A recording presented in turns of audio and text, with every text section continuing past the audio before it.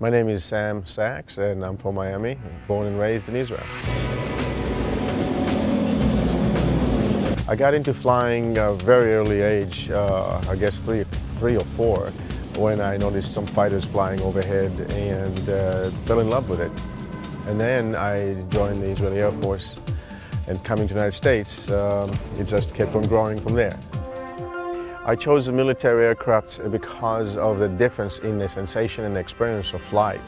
The military airplanes are known as warbirds. You really feel the raw feeling of flying. It's not cushioned or padded and like a car with wings. And it's, of course, built stronger, but it's much more exhilarating, exciting, and of course, background of my aviation, military aviation, it's just a natural extension of me. The Nanchang CJ6A flew in China in 1961. Since then, it was the most produced trainer, I think, in the Eastern Bloc, probably in the world. 15,000 copies were made. And it's a tandem seater, in other words, where the pilot and the student sit one behind the other. If you notice, there's a picture right here behind me, and you can see it's a radial engine. In other words, the cylinders are arranged in a circle around the shaft of the propeller and not in line like a car's engine. The aircraft is very strongly built and quite maneuverable for its size and power.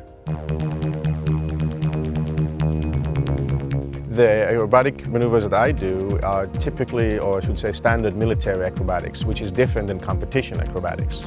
Military aerobatics is more of a dance.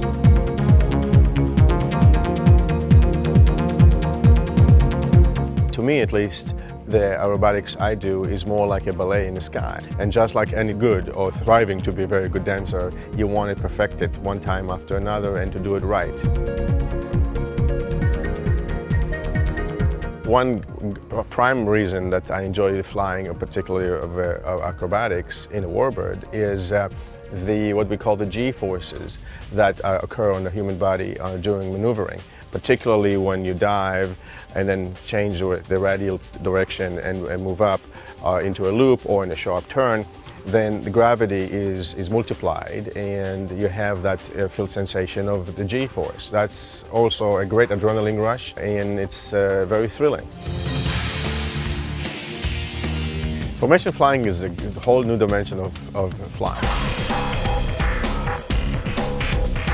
It's exhilarating, it's fun, and it appears or it looks very dangerous, but if it's done right, it is really not.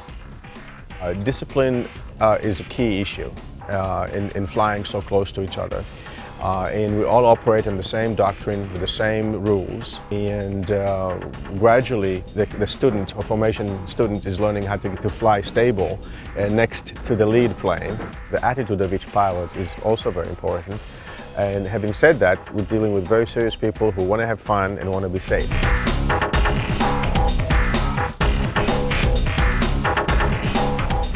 When you can stay stable that close to another airplane in all altitude, in most straight and level altitude, I should say straight altitude, turning or climbing or descending in formation of 2, 3, 4, 5 or 6, and being together this way, flying, and it's really a lot of fun.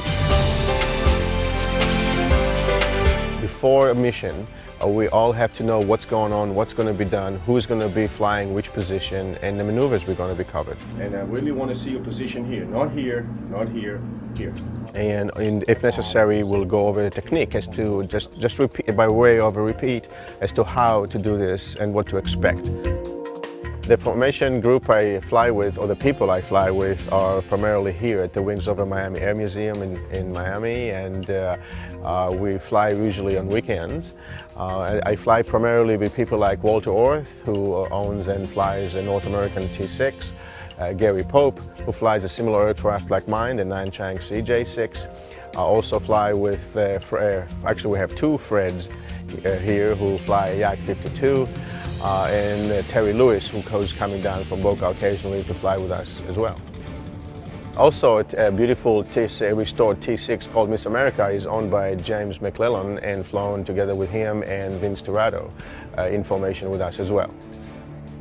Down here in Wings over Miami Air Museum in Miami, we have the perfect place for people to come and visit, see airplane flying, absorb the experience, smell engines that are running, and actually see people coming in and out, either information flight, which we don't normally do, on the weekends, primarily on Saturday morning.